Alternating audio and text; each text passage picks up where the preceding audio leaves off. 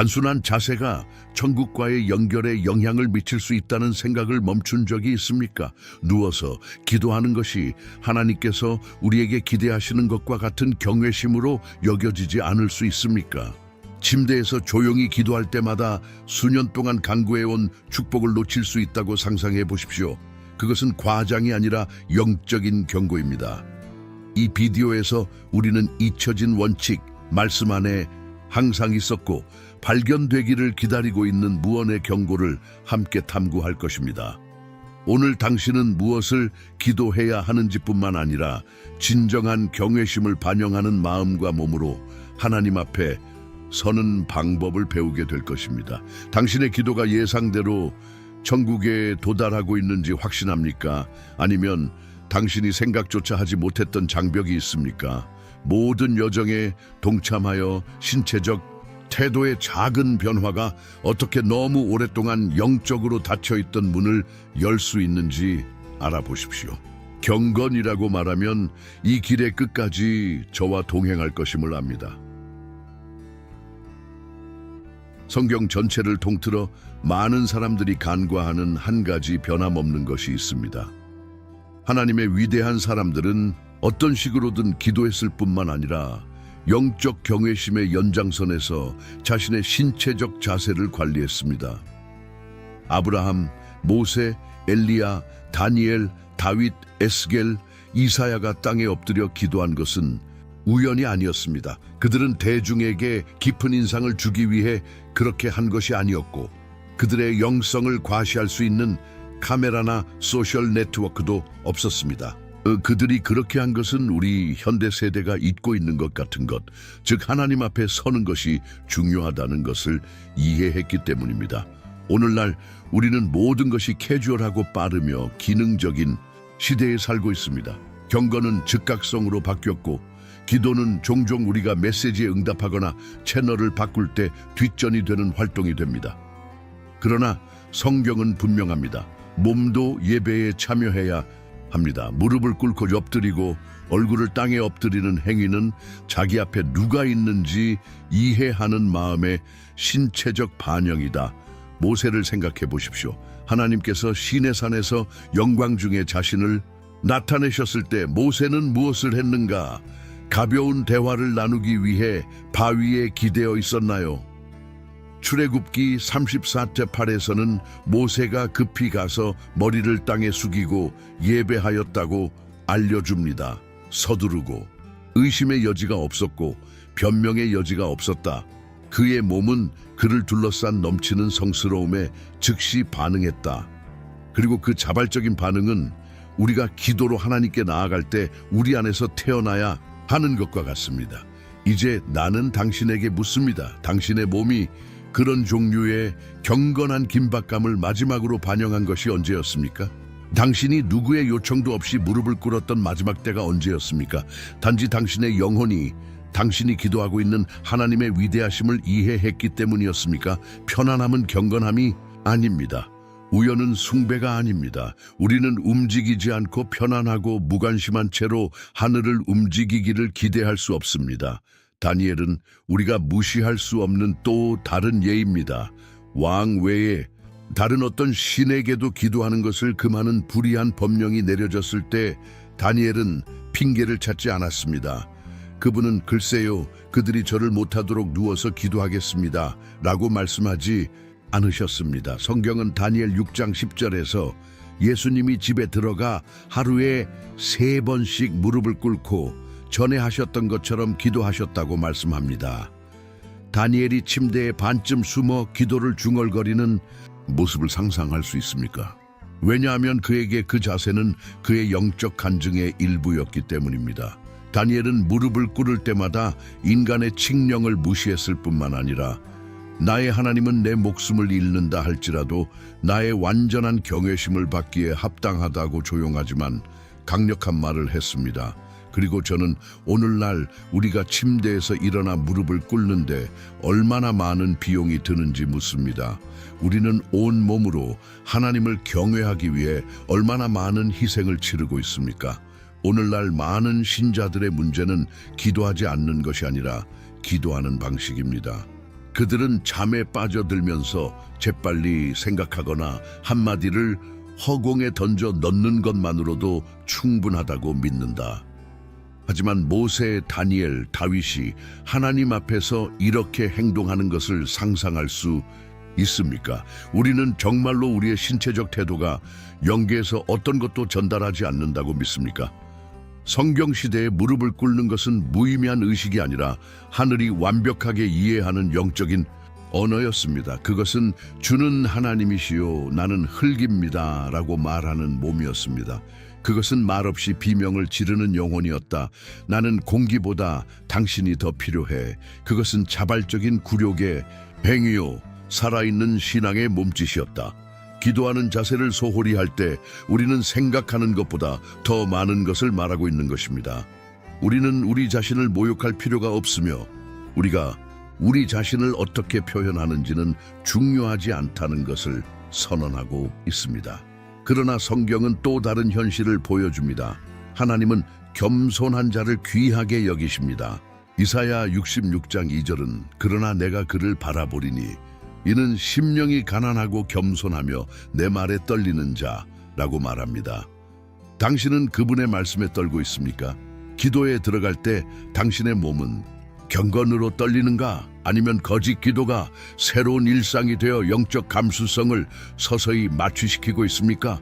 육체적 경외심은 죽은 전통이 아닙니다. 그것은 하나님의 거룩하심에 대한 살아있는 반응입니다. 당신이 무릎을 꿇을 때마다, 당신이 머리를 숙일 때마다 당신은 천국과 지옥에 나는 내가 누구를 숭배하는지 안다는 분명한 메시지를 보내고 있다. 그리고 잠옷을 입은 저의 소중한 기도는 영원한 무게를 가지고 있습니다. 오늘 여러분은 잃어버린 경건함을 되찾기로 결심할 수 있습니다. 오늘 당신은 당신의 기도 생활을 마비시킨 영적인 위로를 깨뜨릴 수 있습니다. 공허한 일상에서 아무리 멀리 왔더라도 진심으로 엎드리는 단 한 번의 행동만으로도 영혼의 불에 다시 불을 붙일 수 있습니다. 육체적 행위가 마술적이기 때문이 아니라 참 숭배에는 육체적인 행위와 영적인 행위가 함께 진행되기 때문입니다.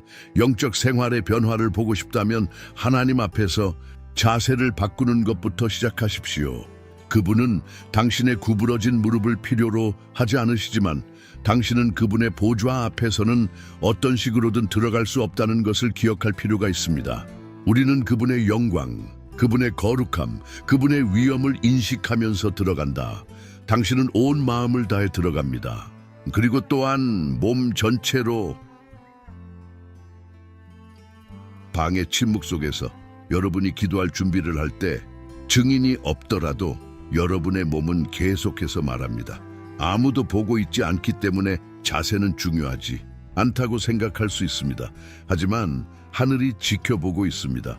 비난하는 눈이 아니라 당신의 모든 심장 박동을 살피는 사랑의 관심으로, 그리고 당신의 몸의 모든 몸짓, 당신의 자세는 고독 속에서도 당신이 상상하는 것보다 더 많은 영적 상태를 드러내기 때문입니다. 성경은 우리가 몸과 영혼으로 나뉘어진 존재가 아니라고 가르칩니다. 마치 한 부분은 거룩하고 다른 부분은 무관한 것처럼 말입니다. 우리는 통합적인 존재입니다. 정신, 영혼, 육신이 함께 일합니다. 예수 자신도 기도 생활에서 이것을 보여주셨습니다. 그분은 내적인 경외심과 외적인 자세를 분리하지 않으셨습니다. 그의 몸은 그의 영혼을 온전히 항복하며 동행했다. 그렇다면 왜 우리는 그것들을 분리할 수 있다고 믿습니까? 많은 사람들이 엎드려 기도하며 내 마음이 하나님과 함께 있으니 이것으로 충분하다고 말합니다. 그러나 그들은 마음이 느끼는 것을 몸도 표현한다는 것을 잊어버린다. 입이 마음의 풍요로움을 말하는 것처럼 1234 자세도 마음의 경건을 말합니다. 그대는 무관심한 자세에서 그대의 몸을 가지고 진정으로 예배할 수 없다. 그대의 몸이 편안하고 반쯤 잠들어 있고 의식이 없는 동안에는 그대의 마음을 포기할 수 없다. 성경에서 엘리야, 다윗, 이사야와 같은 사람들을 볼 때 당신은 예배의 영혼과 동행하는 몸을 보게 됩니다. 신성한 계시의 순간에 그들은 아무 일도 없었던 것처럼 서 있지 않았습니다. 그들은 엎드려 떨며 울었다. 그리고 너? 당신은 하나님께 이야기할 때 어떻게 자신을 표현하는가? 많은 사람들은 육체적인 필요성 때문이 아니라 습관적으로 누워서 기도하는 것에 익숙해졌습니다. 그리고 이 습관 뒤에는 조용한 상실이 있다. 영적 감수성은 산소가 부족한 불꽃처럼 점차 꺼진다. 몸이 관여하지 않을 때 영혼도 잠들게 하기 때문입니다. 그것은 율법주의가 아닙니다. 그것은 공허한 의식이 아닙니다. 그것은 영적 일관성입니다. 하나님을 사랑하고 경외한다고 말하면 몸도 말과 함께 그 진리를 외쳐야 하기 때문입니다.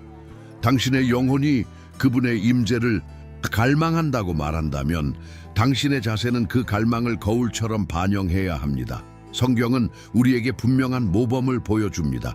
역대하 7장 3절에서 하늘에서 불이 내려 성전에 불이 내려오고 하나님의 영광이 집에 충만했을 때 이스라엘 백성은 모두 얼굴을 땅에 대고 엎드려 주님을 경배하고 찬양했습니다. 수천 명의 사람들이 아무도 강요하지 않고 동기부여 연설이 필요 없습니다. 그의 몸은 하나님의 영광의 무게에 자연스럽게 반응했습니다. 그리고 너? 당신의 몸이 마지막으로 이런 반응을 보인 것이 언제였습니까? 아니면 당신의 믿음이 너무 마취되어 우주를 창조하신 하나님 앞에 누워 기도하는 것만으로도 충분하다고 느꼈습니까? 잠깐 동안 이사야가 하늘의 환상 가운데 있는 것을 상상해 보십시오. 그는 주님이 보좌에 앉아 계시고 스랍들이 그들의 얼굴과 발을 덮고 영광이 성전을 가득 채우는 것을 봅니다. 이사야 6장. 이사야는 어떻게 대답합니까? 하나님이 여기 계시네 라고 말하지 않고 그는 자신의 불순함과 보잘것없음을 깨닫고 절망에 빠진다. 그는 그의 영으로 엎드린다. 그리고 우리는 문화적으로도 그들의 몸에서 그것을 알고 있습니다. 자세는 사소한 세부사항이 아닙니다. 그것은 대답입니다. 그것은 영혼 안에서 일어나는 일의 물리적 메아리입니다. 당신이 위로를 위해 누워서 기도할 때마다 당신은 하늘의 메시지를 보내는 것입니다. 내가 여기 있습니다. 하지만 완전히는 아니다. 당신은 무심코 당신의 기도는 기다릴 수 있다고, 당신의 몸이 관여할 필요가 없다고 말하고 있습니다. 그러나 당신이 엎드리기로 결심할 때, 무릎을 꿇을 때, 머리를 숙일 때 당신은 근본적으로 다른 것을 말하는 것입니다. 주님, 저는 온 마음과 온 존재를 다하여 주저함도 변명도 없이 여기에 있습니다. 물론 마음이 텅 비어 있다면 하나님은 외적인 위치에 의해 감동을 받지 않으신다. 그러나 마음이 경외심으로 가득 차 있다면 어찌 몸이 그것을 동반하지 않을 수 있겠는가? 당신이 진정으로 사랑할 때 당신의 몸은 반응한다. 당신이 진정으로 예배할 때 당신의 몸이 참여합니다. 항상 무릎을 꿇을 수는 없을 수도 있습니다. 어쩌면 무릎이 아프거나 신체 조건으로 인해 움직임이 제한될 수 있습니다. 신은 알고 있습니다. 그분은 육체적 완벽을 추구하지 않으십니다. 진심 어린 의도를 찾으십시오. 하지만 할 수 있다면 하루에 한 번만이라도 단 몇 분이라도 무릎을 꿇어라. 얼굴을 엎드린다. 당신의 몸이 당신의 울음소리에 맞춰지도록 하세요. 그렇게 하면 무언가가 바뀌기 때문입니다. 하늘에서만 그런 것이 아닙니다. 당신 내면의 변화, 영혼은 정제되고 영은 깨어나며 기도는 더욱 생생하고 더 열렬하고 더 실제적이 됩니다. 그 자세는 영혼이 표현하고자 하는 경외심을 불러일으킵니다. 습관이 여러분의 신앙을 마비시키지 않도록 하십시오. 기도를 베개 사이에 끼어있는 졸린 중얼거림으로 바꾸지 마십시오. 일어나요, 꿇다. 내 마음을 엎드려라. 그리고 당신의 몸, 각 기도가 완전한 사랑, 완전한 항복의 행위가 되도록 합시다. 그렇게 할 때 여러분은 하나님께만 이야기하는 것이 아니기 때문입니다. 당신은 온 힘을 다해 하늘을 향하여 부르짖습니다. 주님, 제가 여기 있습니다. 모두 내 것이야. 왜 어떤 기도는 하늘에 닿는 것 같고 어떤 기도는 벽에서 겨우 튕겨나오는 것 같은지 궁금해 한 적이 있습니까? 차이점이 항상 단어에 있는 것은 아닙니다. 존중하는 것입니다. 단순한 대화를 신성한 행위로 바꾸는 내면의 태도입니다. 무례함은 기도를 공허한 절차로 바꾸어 놓는다. 경외심은 그것을 살아 있는 예배로 바꾼다. 당신이 정중하게 기도할 때 당신의 영혼은 당신이 누구와 함께 서 있는지 알게 됩니다. 당신은 다른 친구 앞에 있는 것도 아니고 당신의 문제를 풀기 위해 천상의 심리학자 앞에 있는 것도 아니다. 당신은 만왕의 왕, 우주의 창조주, 한숨으로 당신의 삶을 지탱하시는 거룩한 분이 임재 안에 있습니다. 그리고 그거 알아? 당신의 몸도 그것을 알아야 합니다. 예수는 간단하면서도 강력하게 가르쳤다. 하느님은 영이시다. 그를 예배하는 자들은 영과 진리로 예배해야 하리라. 요한복음 4:24. 선택사항이라고 말하지 않습니다. 그는 그것이 필요하다고 말합니다. 참된 예배는 단지 감정만이 아닙니다. 그것은 깊은 존경심, 내면의 진실, 그리고 또한 일관된 신체적 태도입니다. 오늘날 많은 사람들이 문자를 보내는 것처럼 기도합니다.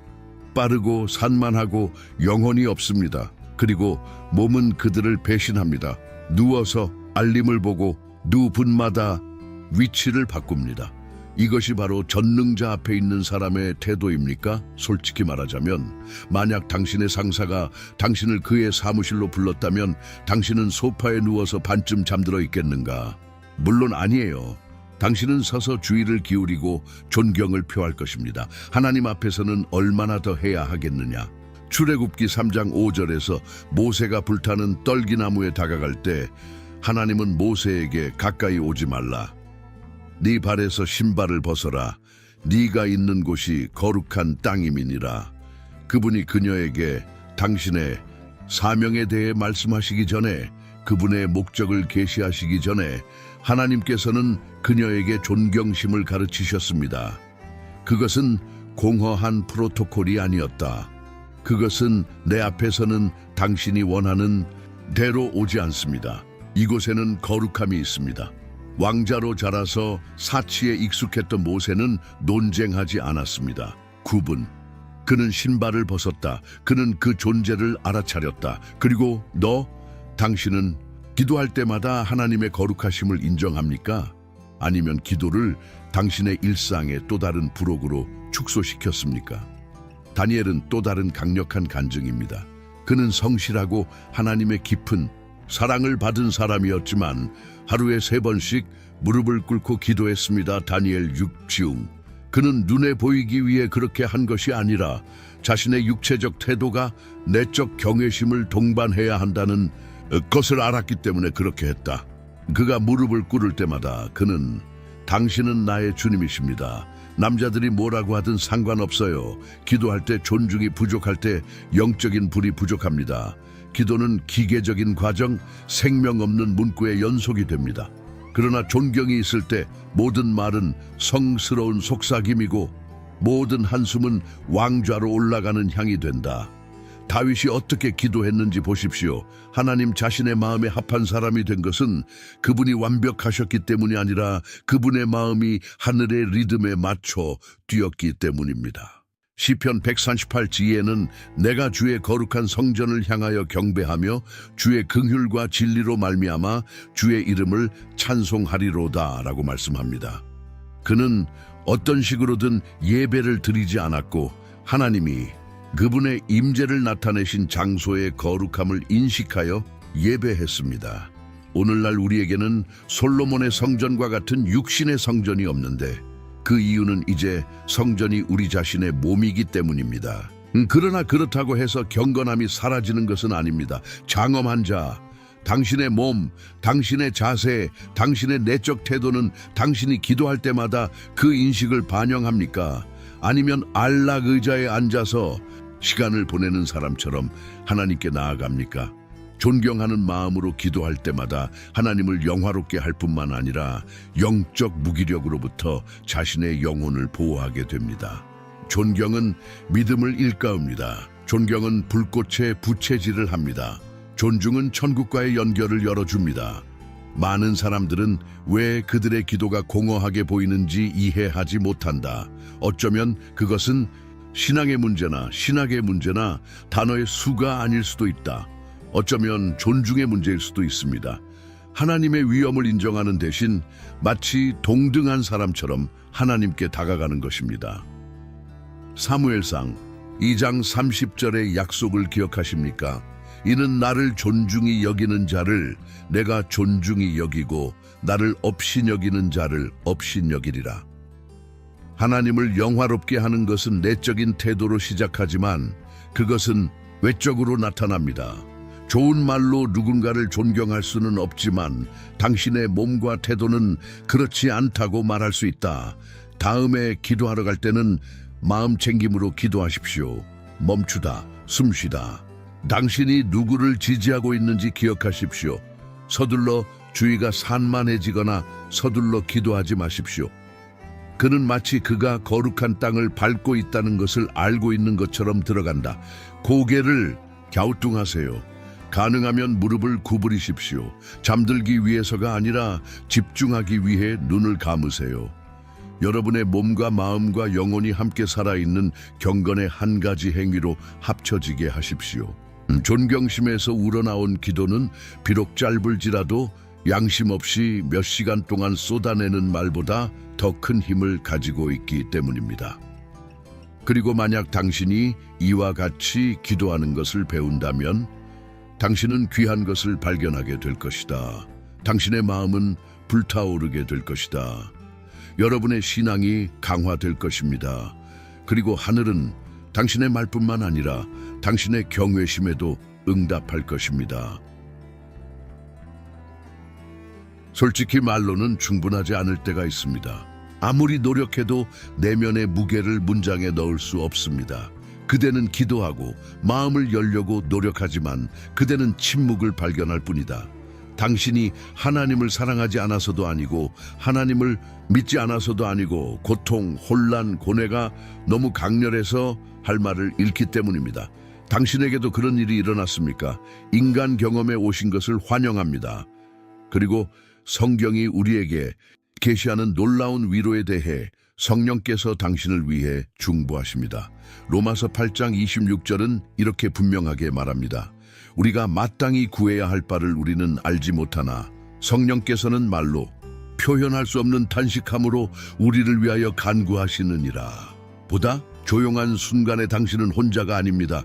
말이 그대를 떠날 때 그대는 무력하지 않다. 당신이 신음하는 동안, 당신이 방 구석에서 울고 있을 때, 당신의 피곤한 몸이 겨우 서 있을 때, 또는 무릎을 꿇을 수 없을 때 하나님의 성령이 당신의 자리에서 기도하고 계십니다. 당신을 격려하는 예쁜 생각이 아닙니다. 이것은 확고한 약속입니다. 여러분이 더 이상 일관성 있는 생각들을 엮을 수 없을 때, 여러분이 오직 천국을 향하여 숨을 쉴 수 있을 때 성령께서는 그 한숨을 취하시고 그것을 하늘의 중보로 바꾸어 아버지의 보좌 앞에 내놓으십니다. 공허한 기도로서가 아니라 당신의 영혼이 필요로 하는 것과 하나님의 계획이 당신을 위해 준비한 것에 정확히 맞춰진 완전한 간구로서, 바로 이 부분에서 기도의 경건을 이해하는 것이 훨씬 더 의미가 있습니다. 그 연약함의 순간에 몸이 무너질 때, 체력이 쇠약해질 때 여전히 엎드리기로 결심하고 여전히 자신을 낮추기로 결심한다면 아무 말도 하지 않더라도 당신의 몸은 주님, 저는 말이 없지만 여기 있습니다. 나의 존재, 나의 자세는 나의 외침이다. 하나님은 그것을 보고 계십니다. 하늘은 그것을 듣습니다.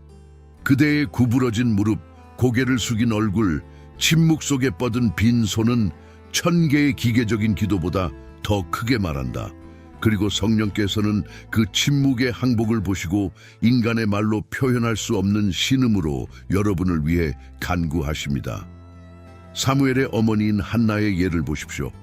사무엘상 1장에서 우리는 깨어지고 아이를 낳지 못하고 멸시받는 여인이 성전에서 울고, 성령의 중보와 함께 경건하게 기도하는 당신의 가장 연약한 기도는 당신이 상상할 수 있는 것보다 더 큰 힘을 가지고 있습니다. 그것은 웅변이 아닙니다. 볼륨이 아닙니다. 기간이 아닙니다. 그것은 경외심, 성실함, 그리고 완전한 항복입니다. 그리고 여러분이 이렇게 기도할 때 비록 침묵 속에 있다 할지라도 천국은 지옥을 떨게 하는 부르짖음을 듣습니다. 우리의 영적인 삶에서 우리는 우리가 생각하는 것, 우리가 느끼는 것, 우리가 믿는 것에 많이 집중하는 경향이 있지만 그만큼 중요한 것, 즉 우리가 우리 몸으로 무엇을 하는지는 무시합니다. 기도할 때 보이는 자세가 입에서 나오는 말만큼이나 여러분의 신앙에 대해 말해준다고 생각해 본 적이 있습니까? 성경은 몸, 이 성령의 전이라고 분명히 말합니다. 고전 6:9. 그리고 만약 몸이 성전이라면 우리가 창조주 앞에 섰을 때 어떻게 감히 그것을 사용할 수 있겠는가? 그것은 율법주의도 아니고 과장도 아닙니다. 그것은 심오한 계시입니다. 육체적인 것은 영적인 것을 반영합니다. 당신의 자세, 당신의 외적 태도는 당신 영혼에 보이지 않는 현실의 가시적 표현이다. 당신이 의학적 도움 없이 누워서 기도할 때 항복하기보다는 안식의 태도로 하나님 앞에 설 때 당신의 몸은 당신의 입으로는 고백하고 싶지 않은 무언가를 말하고 있습니다. 하나님은 마음을 보시지만 몸은 말합니다. 그리고 하늘은 그 침묵의 언어를 듣습니다. 성경이 하나님의 사람들이 기도하는 것을 보여줄 때 그들의 입장을 언급하는 것은 우연이 아닙니다. 모세는 얼굴을 땅에 대고 짚었습니다. 출애굽기 34:8. 다니엘은 하루에 3번씩 무릎을 꿇고 기도했습니다. 다니엘 6:6. 예수 자신도 겟세마네에서 얼굴을 땅에 대고 엎드려 계셨습니다. 마태복음 26:39. 당신은 그 모든 것이 색채의 세부사항, 로맨틱한 메모라고 생각하십니까? 그렇지 않습니다. 그것은 실제적인 가르침이며 살아있는 모범입니다. 몸은 마음을 반영합니다. 무릎을 꿇을 때 당신은 단지 신체 키를 낮추는 것이 아니다. 당신은 주님, 저는 당신 앞에서 제 자신을 낮추옵소서. 당신의 위대하심을 인정합니다. 저는 작습니다. 나는 당신에게 의존합니다. 그대가 얼굴을 엎을 때 그대는 나는 위를 쳐다볼 가치가 없다. 나는 당신을 존경하고 당신을 흠모하며 거룩하게 당신을 두려워합니다. 잠시 생각해 보십시오. 당신은 어떤 태도로 당신의 삶에서 중요한 자리에 들어가는가? 면접을 보러 가거나 판사 앞에서 청문회를 가거나 깊이 존경하는 사람을 만난다면 여러분은 어떻게 행동합니까? 의자에 등을 기대고 천장을 바라보며 하품을 합니까? 물론 아니에요. 똑바로 앉으십시오. 당신은 당신의 목소리에서 존경심을 유지합니다. 그리고 우리는 인간에 대해 이야기하고 있습니다. 우리가 어떻게 우주의 창조주 앞에 더 큰 경외심을 가지고 우리 자신을 나타내지 않을 수 있겠습니까? 많은 사람들이 당신이 어떻게 기도해도 하나님은 이해하십니다라고 말합니다. 그리고 네, 하나님은 이해하십니다. 하나님은 여러분의 한계, 피곤함, 상황을 아십니다. 그러나 그는 또한 당신의 의도를 봅니다. 무릎을 꿇을 수 있지만 단순한 게으름 때문에 눕는 것을 더 좋아한다면, 얼굴을 숙일 수 있지만 침대에서 편안하게 기지개를 켜는 것을 선택한다면 당신은 경건함을 나타내지 않는 것입니다. 당신은 영적인 위로를 나타내고 있습니다. 그리고 영적인 위로는 하나님과의 친밀함의 적입니다. 구약 성경에 하나님의 임재에 다가가기 위한 자세한 프로토콜이 있었다는 것을 알고 계셨습니까? 제사장은 어떤 식으로든 지성소에 들어갈 수 없었습니다. 그는 자신을 정화해야 했고 특정한 방식으로 옷을 입어야 했으며 모든 징후를 존중해야 했다. 하나님이 까다롭기 때문이 아니었습니다. 그것은 그분의 임재가 거룩하기 때문이며 그분께 가까이 나아가기 위해서는 인식, 경외, 겸손이 필요하기 때문입니다. 이제 여러분과 제가 예수의 희생 덕분에 은혜의 보좌에 직접 나아갈 수 있게 되었다고 해서 경외심이 사라진 것은 아닙니다. 그것은 우리에게 더 큰 특권이 있음을 의미하며 우리는 더 큰 감사와 존경으로 응답해야 합니다. 기도할 때 당신의 몸이 그것을 반영합니까?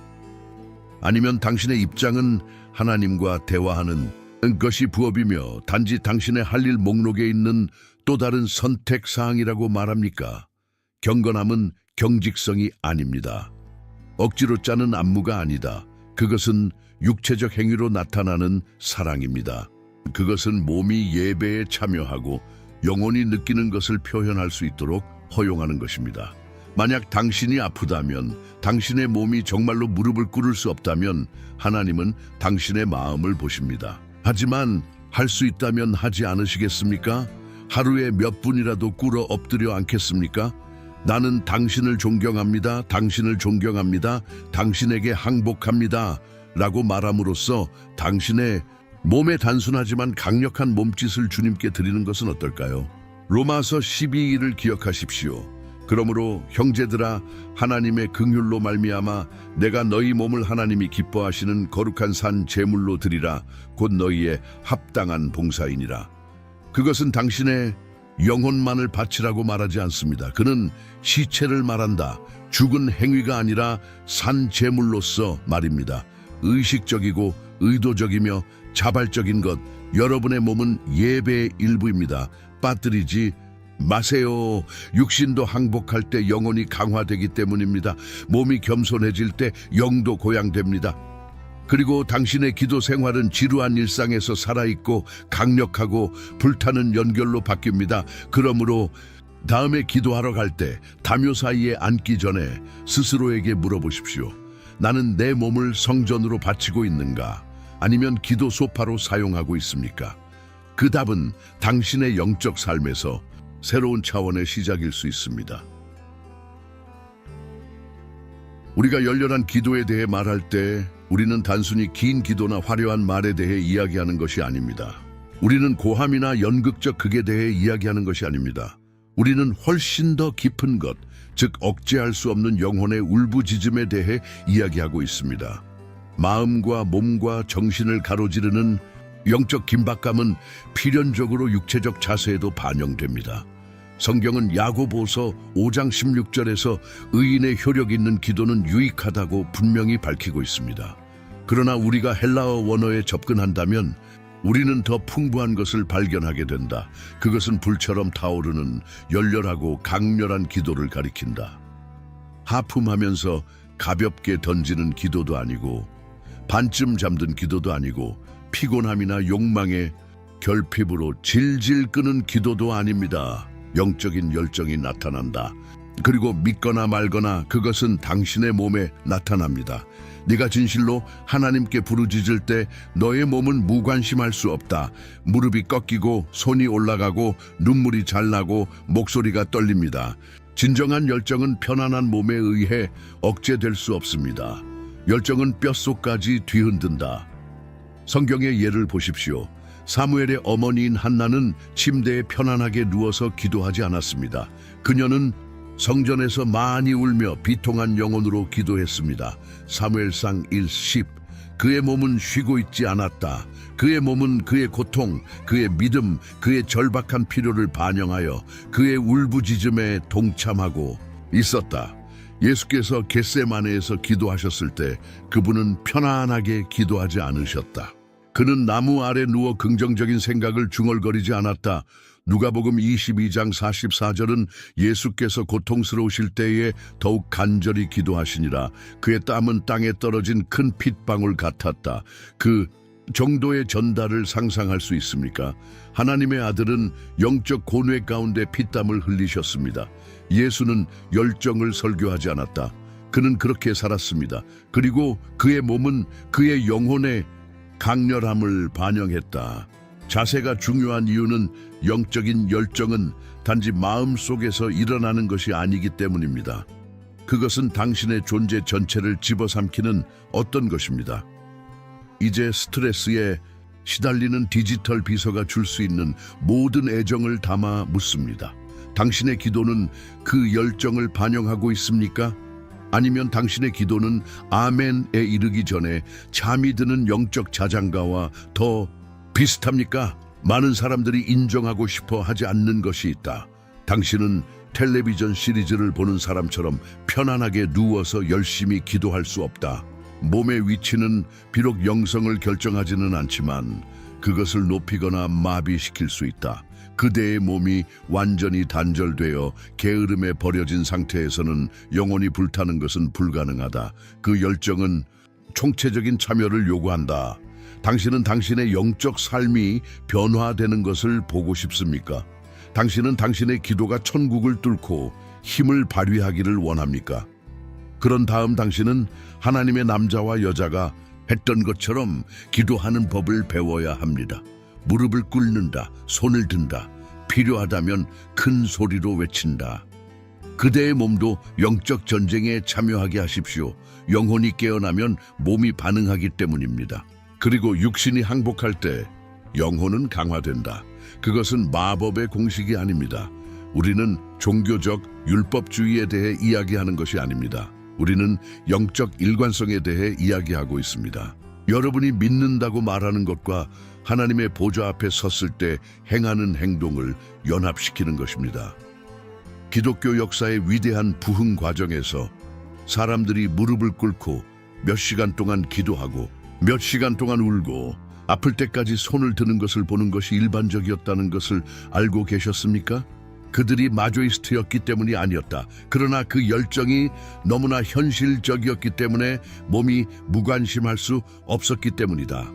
오늘날의 문제는 많은 사람들이 영적인 노력 없이 영적인 결과를 얻기를 원한다는 것입니다. 그들은 기적을 원하지만 아우성은 없다. 그들은 불을 원하지만 깨지지 않습니다. 그들은 열린 하늘을 원하지만 무릎을 꿇지 않기를 원합니다. 그것은 작동하는 방식이 아닙니다. 결코 그런 식으로 작동하지 않았습니다. 영적인 열정은 하나님의 마음을 움직입니다. 그리고 그 열정이 몸과 영혼과 영과 관련될 때 기도는 천국에서 거부할 수 없는 행위가 됩니다. 그러므로 다음에 기도하러 갈 때는 자기 성찰을 조금 해보십시오. 당신의 영혼에게 물어보십시오. 나는 내 온 몸을 다해 기도하고 있습니까? 아니면 몸이 쉬고 마음이 방황하는 동안 바람에 말을 던지기만 하는 걸까? 그리고 만일 당신이 영적인 위로에 빠진 것을 보게 된다면 자신을 정죄하지 마십시오. 좌절하지 마십시오.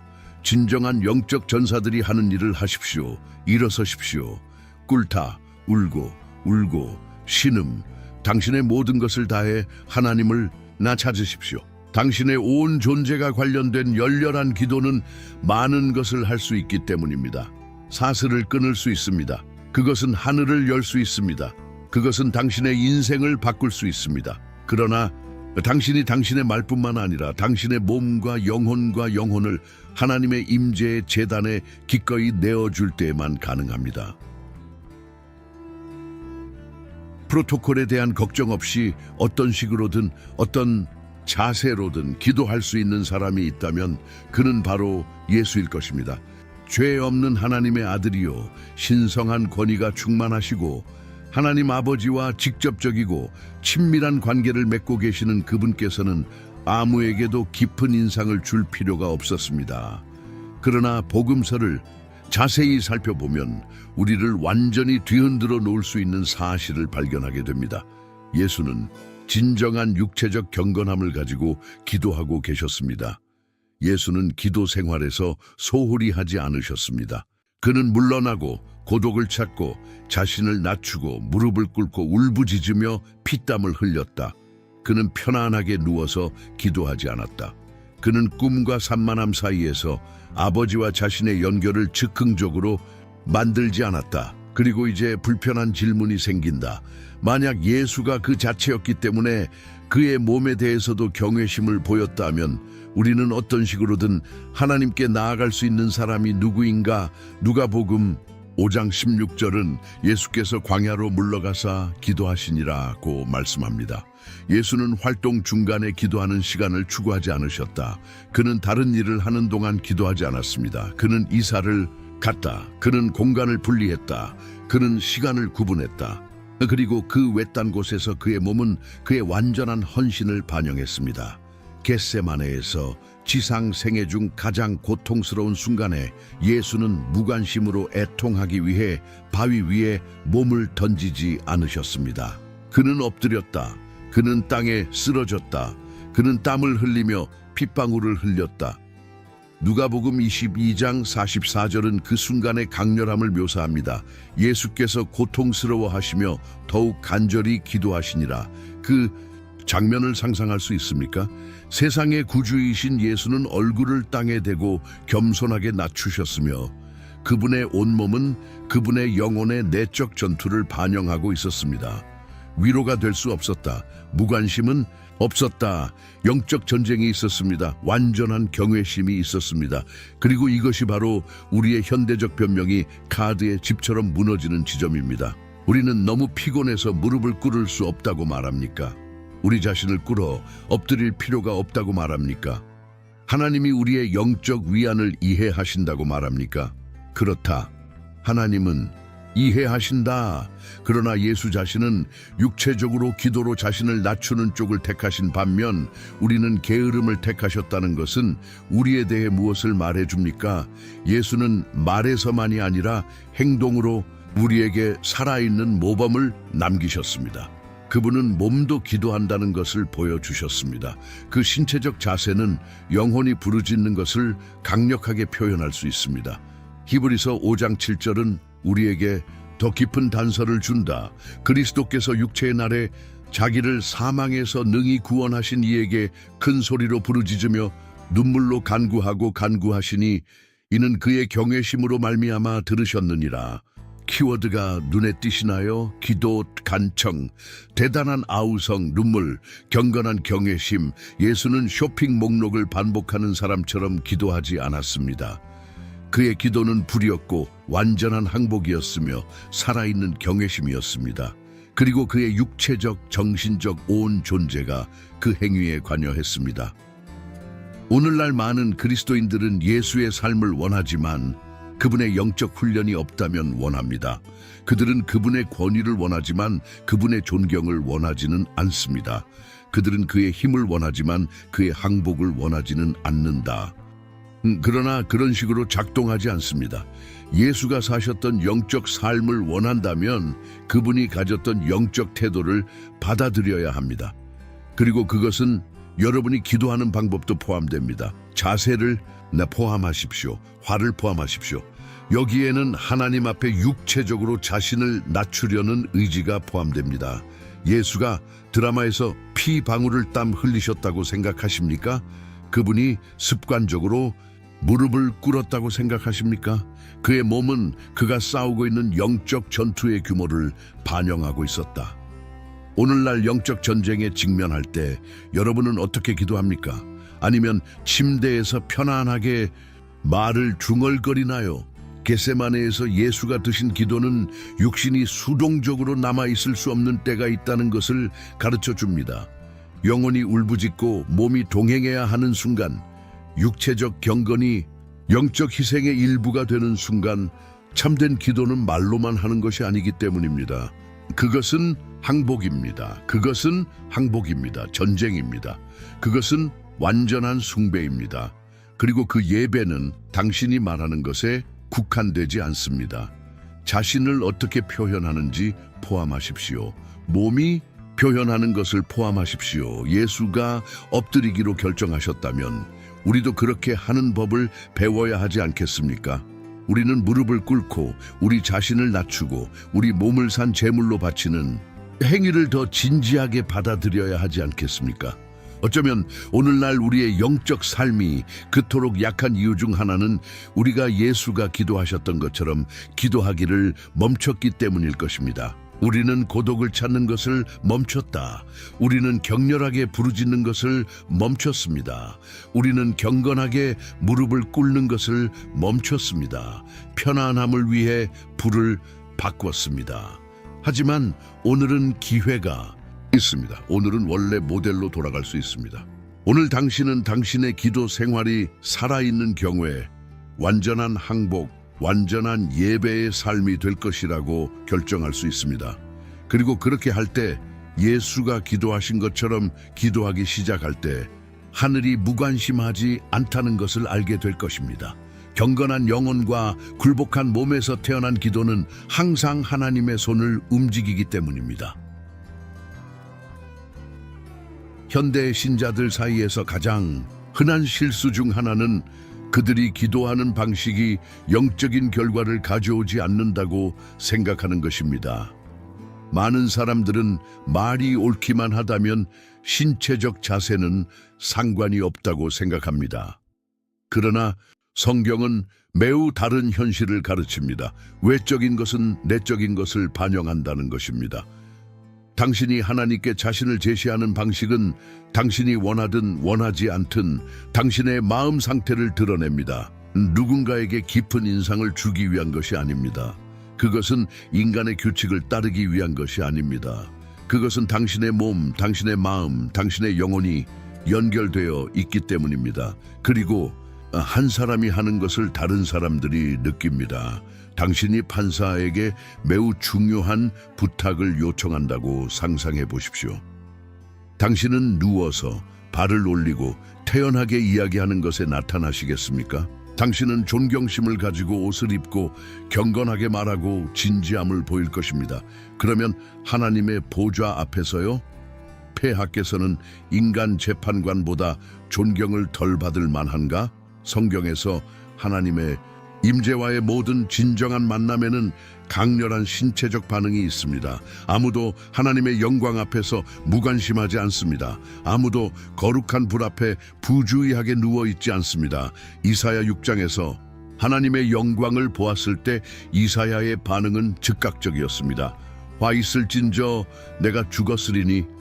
그의 마음은 찢어졌고 본문의 모든 동작이 묘사되어 있지는 않지만 우리는 히브리 전통에서 그 고백, 이 완전한 육체적 엎드림을 의미했다는 것을 이해합니다. 이스라엘 자손들은 하나님의 불이 성전에 내려오는 것을 보았을 때 역대하 7:3 얼굴을 땅에 대고 길바닥에 엎드렸습니다. 안무를 짜는 연기가 아니었다. 누군가 하라고 해서가 아니었다. 그것은 거룩한 임재에 대해 할 수 있는 유일한 반응이었습니다.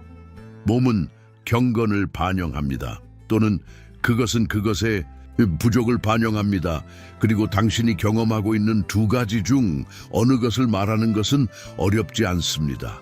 만약 여러분이 며칠 동안 누워서 기도할 수 있다면 여러분의 영혼이 떨리지 않고 여러분의 몸이 스스로를 낮추어야 할 필요성을 느끼지 못한다면 여러분은 아마도 직면해야 할 영적 무감각이 있을 것입니다. 하나님은 육체적인 연약함을 멸시하지 않으십니다. 하나님께서는 질병이나 한계로 인해 무릎을 꿇을 수 없는 사람들을 거부하지 않으신다. 그러나 그것은 마음의 태도를 조사한다. 그리고 많은 경우 몸은 그 태도가 항복인지 무관심인지를 드러내는 거울이다. 다니엘을 보면 부유한 사람이 보이지 않습니다. 바빌론에서 하루에 3번씩 무릎을 꿇고 하나님을 향한 존경심을 유지하기 위해 목숨을 걸고 있는 남자를 상상할 수 있나요? 그들이 죽음의 칙령을 읽는 동안 다니엘이 누워서 기도하는 것을 상상할 수 있나요? 하나님의 마음에 합한 사람인 다윗이 침대에서 절대로 무릎을 굽히지 않고 편안하게 시편을 쓰는 것을 상상할 수 있나요? 경건은 자세에서 태어나는 것이 아닙니다. 그러나 자세는 경건함을 동반합니다. 심장이 진정으로 항복할 때 몸은 몸을 굽히고 절하고 엎드리는 것이 자연스럽다는 것을 알게 된다. 그리고 만약 신체적 반응이 없다면, 의무감에서가 아니라 영혼의 충동에 의한 반응이 없다면 그것은 경종을 울리는 것입니다. 하나님에 대한 우리의 인식이 식었다는 신호입니다. 오늘날 우리는 극도로 편안한 문화 속에 살고 있습니다. 모든 것이 쉽고 빠르고 편리해야 합니다. 그리고 그러한 사고방식은 기도 생활을 오염시켰습니다. 우리는 신성한 결과를 원하지만 영적인 노력은 원하지 않습니다.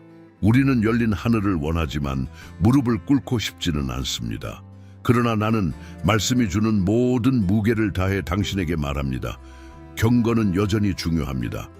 양심 없이 기도할 때마다, 불필요하게 누워있거나 존중 없이 산만할 때마다 당신은 행동으로 하나님께 나는 여기 있지만 그 정도는 아니야. 나는 너희에게 말하지만 나는 너희를 존경하지 않는다. 내가 너에게 묻지만 너를 존중하지 않는다. 그리고 그것은 영적인 순례자여 결과를 낳습니다. 하나님은 사랑과 오래 참으시지만 그분을 영화롭게 하는 사람들을 귀하게 여기시기 때문입니다. 그렇기 때문에 변화하는 자세와 같은 단순하고 깊은 것에서 시작됩니다. 종교심 때문이 아닙니다. 율법주의에서 나온 것이 아닙니다. 하지만 사랑 때문이었다. 다음에 기도하러 갈 때는 온몸을 다해 기도하십시오. 침대에서 일어나 조용한 구석을 찾으십시오. 가능하면 무릎을 구부리십시오. 고개를 갸우뚱하세요. 눈을 감고 잠들기 위해서가 아니라 집중하기 위해서다. 당신의 영혼이 느끼는 것을 당신의 몸이 말하게 하십시오. 당신의 자세가 침묵의 말이 되게 하십시오. 주님, 저는 제가 누구를 지지하는지 압니다. 졌어. 사랑해요. 당신을 존경합니다. 그렇게 기도할 때 여러분의 연기 정렬되기 때문입니다.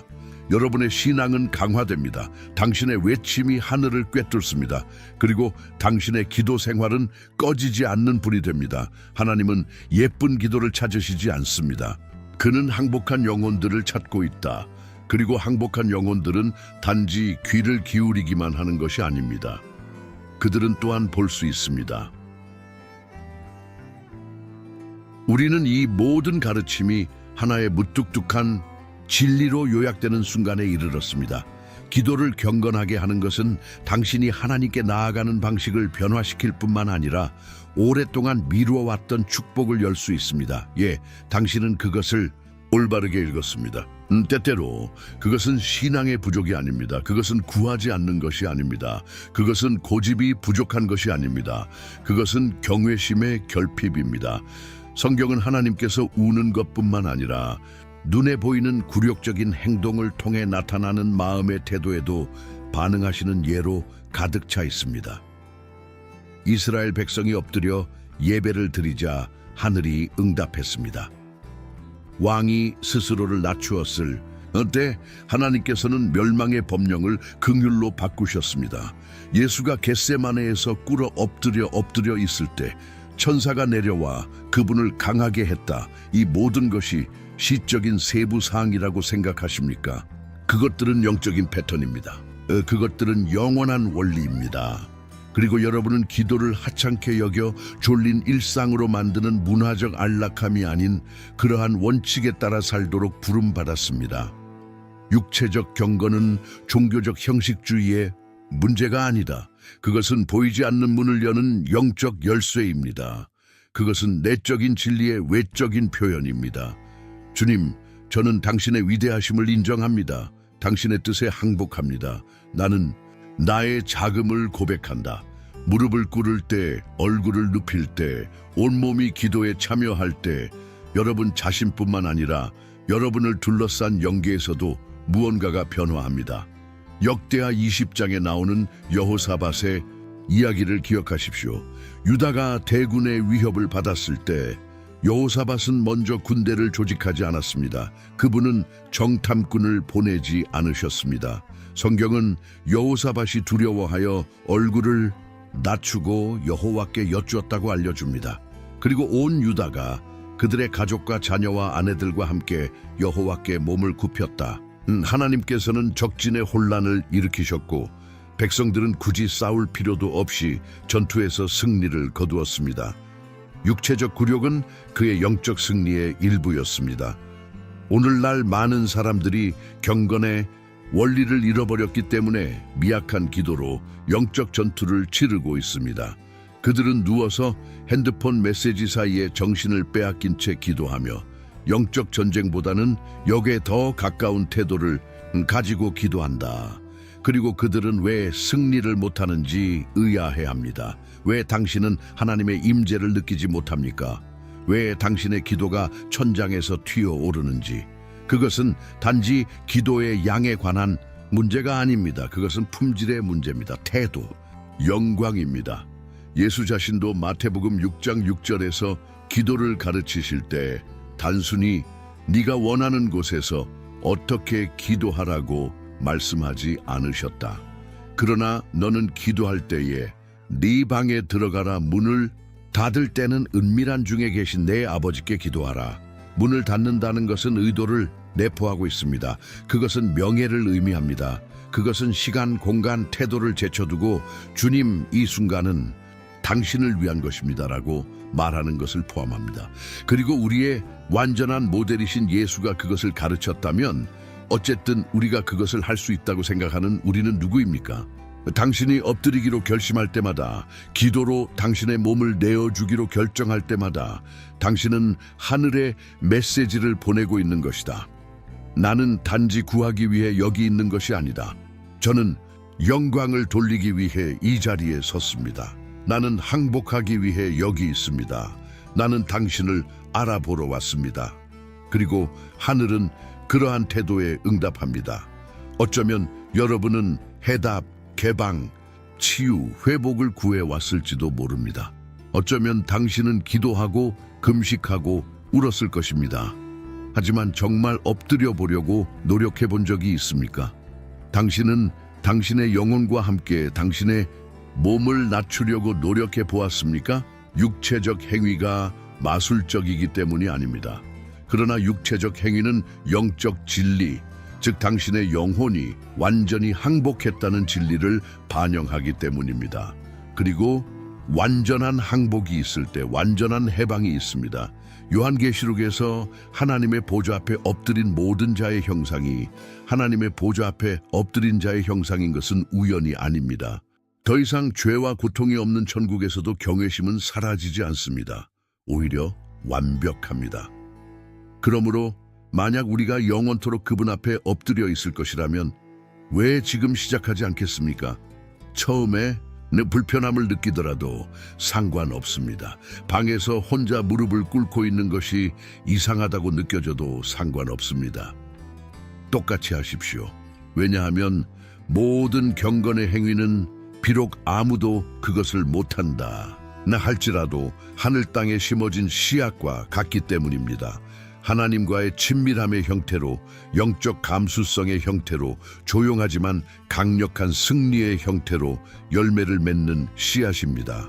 오늘은 경건의 힘을 되찾는 날입니다. 오늘은 편안함을 남기는 날입니다. 오늘은 몸뿐만 아니라 영혼도 무릎을 꿇는 날입니다. 그리고 압박감 때문에 그렇게 하지 마십시오. 전통에 따라 하지 마십시오. 사랑을 위해 하세요. 명예를 위해 하십시오.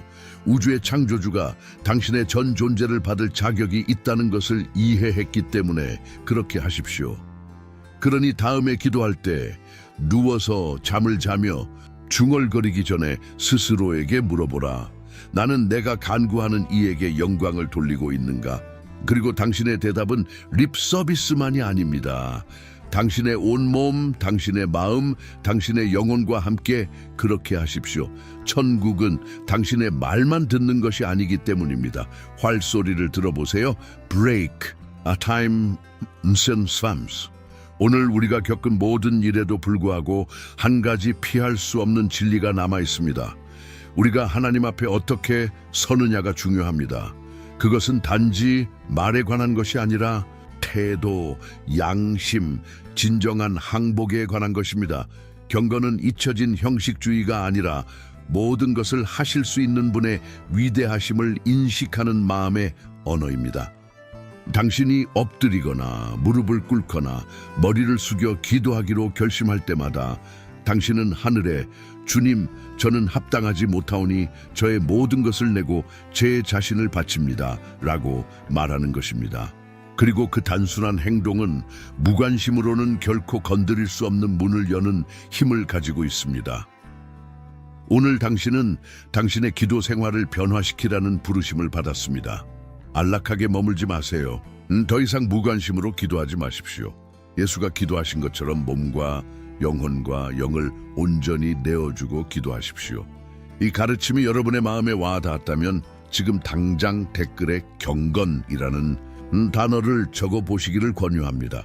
그것이 당신의 헌신에 대한 공개적인 표시가 되게 하고 당신이 온 존재를 다해 하나님을 영화롭게 할 준비가 되었다는 영적 선언이 되게 하십시오. 경건이라고 쓰고 말로만이 아니라 온 영혼을 다해 기도하는 이 세대의 일원이 되십시오.